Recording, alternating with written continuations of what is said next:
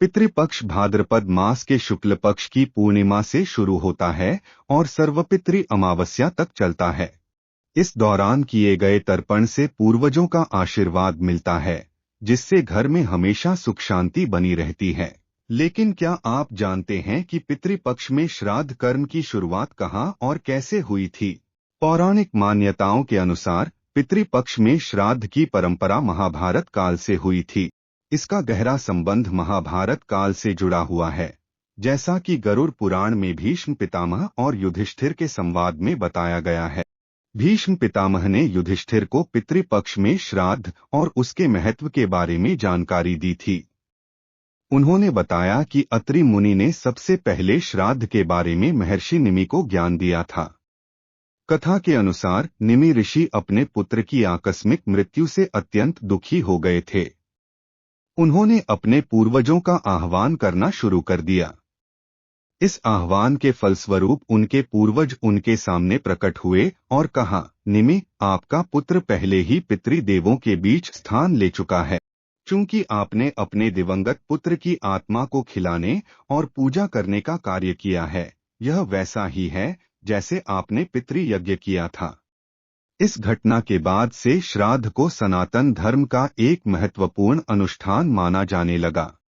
इसके बाद महर्षि निमि ने श्राद्ध कर्म की शुरुआत की और उसके बाद सभी ऋषिमुनियों ने भी श्राद्ध करना शुरू कर दिया।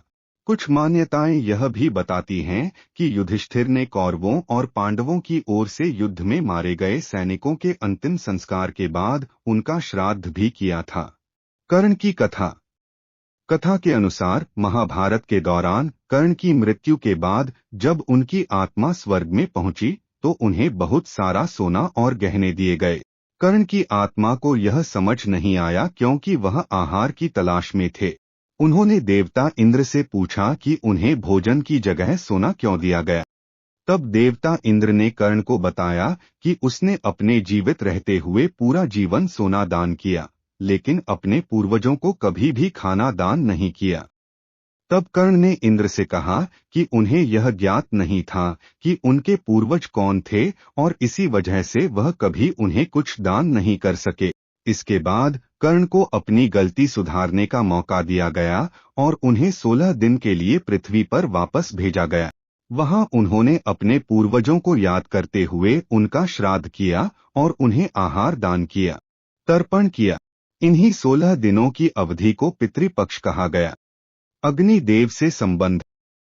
श्राद्ध का संबंध अग्निदेव से भी जुड़ा हुआ है। जब सभी ऋषिमुनि देवताओं और पितरों को भोजन कराने लगे तो उन्हें अत्यधिक भोजन के कारण अजीर्ण पाचन समस्या हो गया। इस समस्या का समाधान पाने के लिए वे सभी ब्रह्मा जी के पास पहुंचे। तब ब्रह्मा जी ने सुझाव दिया कि अग्निदेव इसमें सहायता कर सकते हैं। इसके बाद अग्निदेव ने कहा, श्राद्ध में मैं भी आप लोगों के साथ मिलकर भोजन करूंगा। इससे आपकी समस्या का समाधान हो जाएगा। इस कारण पितरों को भोजन कराने के लिए श्राद्ध का भोजन कंडे उपले और अग्नि को चढ़ाया जाता है। यह परंपरा आज भी श्राद्ध कर्म में देखी जाती है, जहां पितरों की तृप्ति और आशीर्वाद के लिए विशेष रूप से अग्नि में अर्पण किया जाता है। इस प्रकार पितृपक्ष का महत्व और श्राद्ध कर्म का प्राचीन संबंध इन धार्मिक कथाओं और मान्यताओं में स्पष्ट रूप से देखने को मिलता है। यह परंपरा आज भी श्रद्धापूर्वक निभाई जाती है ताकि पूर्वजों का आशीर्वाद प्राप्त हो सके और जीवन में सुख शांति बनी रहे।